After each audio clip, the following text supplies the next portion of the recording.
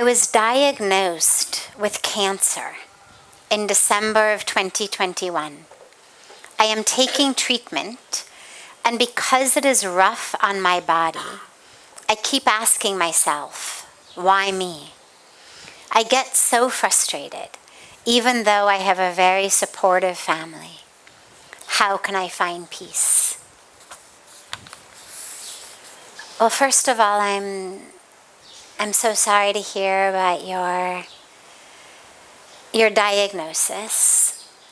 The first piece I think that's really critical to realize is it's not your fault.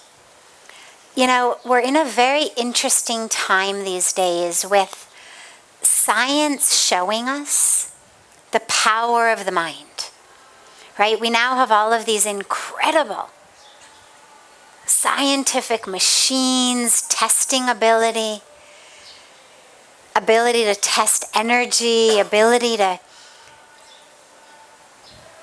be able to see what's happening on the most basic levels of brain waves, of brain chemistry, of body chemistry, of immune system, of thought, of energetic patterns. And that's given us a lot of beautiful power. We now know that what we think, what we believe, has a huge impact on our world. That we are literally, through our thoughts, co-creating our world. And it's incredibly powerful. The shadow side of that is when things happen that we would like not to have happened, a cancer diagnosis, a house that burns down, or any one of the other myriad things that could happen that we didn't want to happen. It's become really easy to feel like I somehow made this happen. And if you find yourself living in a kind of new age world where the West has sort of co-opted some of Eastern thought, but without necessarily the full depth of it, you may find yourself surrounded by people who say things like, well, you've made this happen.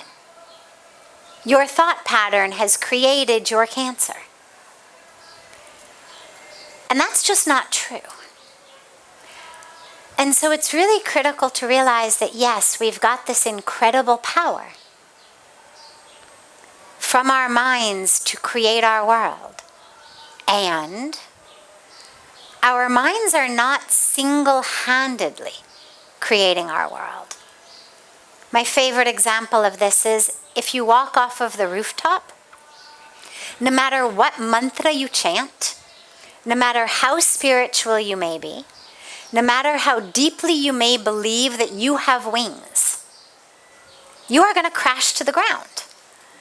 Because you can't outthink gravity.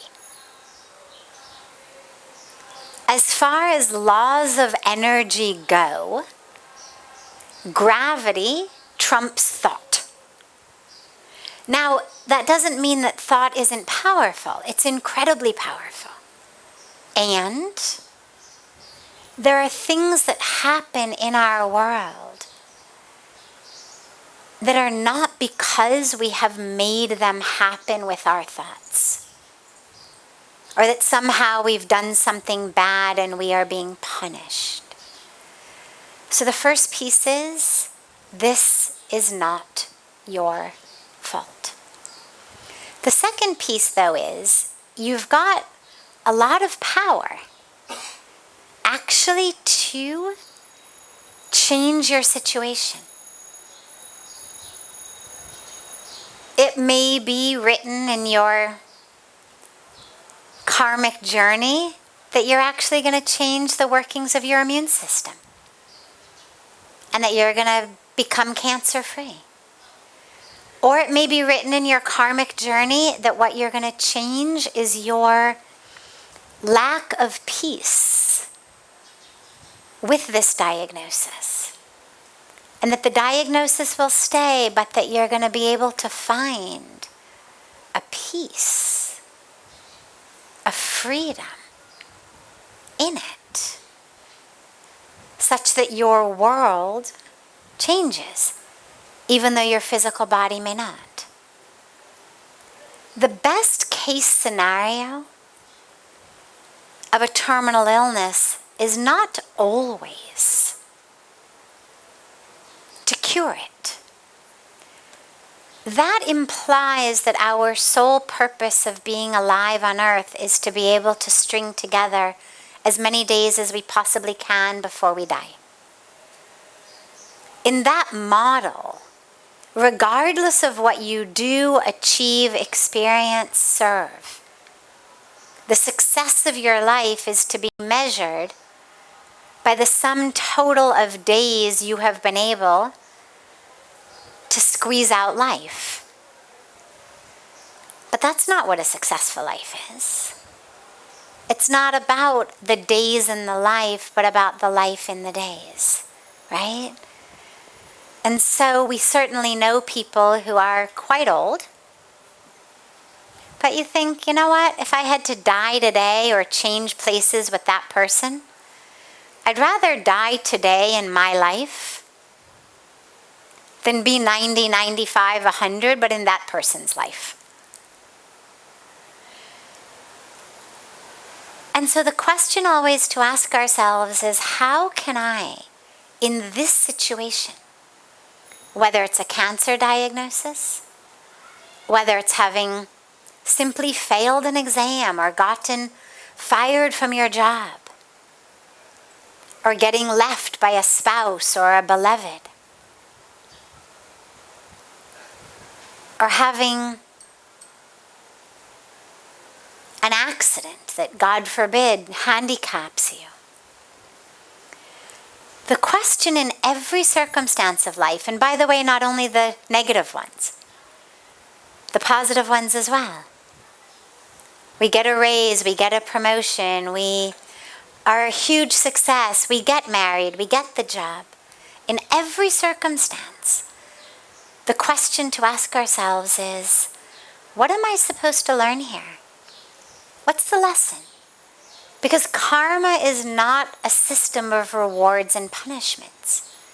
It's not you've been good, so you are rich and successful. You're poor, so you must have been bad and the universe is punishing you. It's not that. The karmic cycle works to give us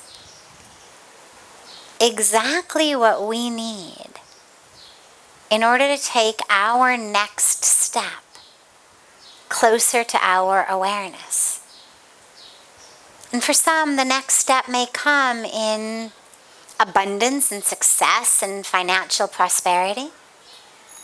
For some, it may come in a whole other situation. But the question is always the same. What am I supposed to learn here?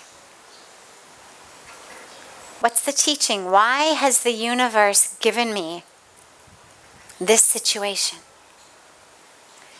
And so to our beloved family member who sent in this question, the way to find peace is to realize that your job here is not about how many days of life you can string together, because that's really stressful. I mean, when you've got a diagnosis that is fatal, I mean, life is a fatal diagnosis. So anything beyond that, I mean, as we are alive, it's a fatal diagnosis. We're all dying.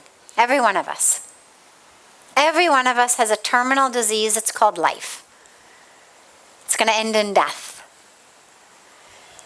So whether on top of that you also have another disease that could end in death, could end in remission, and then you die of something else, either way, we've all got a terminal illness. or a terminal opportunity called life. And so it's very stressful if we think that what we're supposed to do is manage to somehow avoid the very nature of life, which is death. I mean, that's really stressful. We're not supposed to age. We're not supposed to get gray hair. We're not supposed to get wrinkled. Right? I mean, aging has become a failure. Forget even terminal illnesses. Anti-aging is like the thing. Right? As though somehow, if you don't look 10 or 20 years younger than you are, you're a failure. Right? You've let yourself go somehow. Thou shalt not have gray hair at any cost. Thou shalt not have wrinkles at any cost, right? And if you have them, it means that you just don't have the means to take care of them. Or that you don't have access to, someone who could guide you on how to take care of these problems. And so it's stressful. So instead of thinking about how can I string together more days,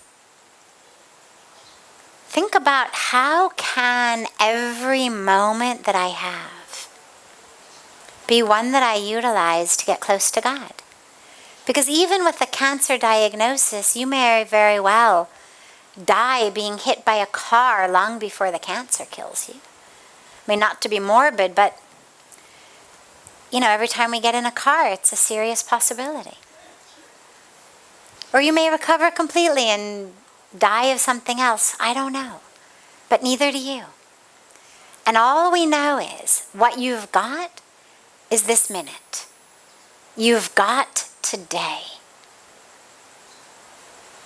And use today not to prevent tomorrow, but to be as full as you possibly can. Can you experience the presence of God in you today, right here, right now? Because that's going to stay with you. The body eventually will drop. But that which you actually experience stays with you. When we go from lifetime to lifetime, along with the soul, the subtle body goes. Man, buddhi, ahankar travels with us. My knowledge, math problems, equations that I memorize, they don't go with me. That actually gets filed in the very neurons of my brain. That's not man, it's brain. The brain chemistry learns how to remember that. But the impressions, the sanskaras, wisdom, experience, that becomes an impression upon man, which actually stays with us. It's the nature of our mind. So use these days. Whether this body stays with you or not, the mind will stay with you. So use this time to get that mind to be the best friend that you would want to travel from this life into the next life. Whether it's 6 months from now or 60 years from now. Use this time to find that truth, to experience it.